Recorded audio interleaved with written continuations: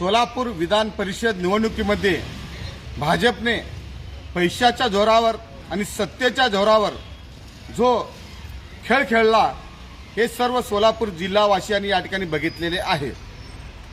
काँग्रेसच्या सूचक म्हणून सही केलेल्या सूचकावर दबाव टाकल्यामुळे त्यांनी ती सही नाकारली। त्यामुळे काँग्रेसचा उमेदवार आदित्य पत्तेपूरकर यांचा उमेदवारी अर्ज या ठिकाणी बाद झाला।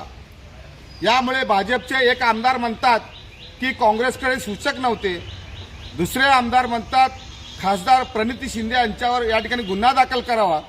मी त्यांना म्हणतो की आमदार साहेब, आपण या ठिकाणी आत्मपरीक्षण करावे आणि तुम्ही जे खेळ खेळलात, जे गैरप्रकार या ठिकाणी खेळला, त्यामुळे तुमच्यावरच या ठिकाणी गुन्हा दाखल करावा।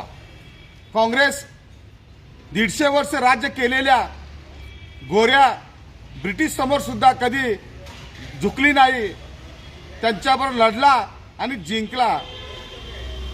आम्ही सुद्धा या भाजपच्या या दबावापुढे कधीच झुकणार नाही, लढणार आणि जिंकणार।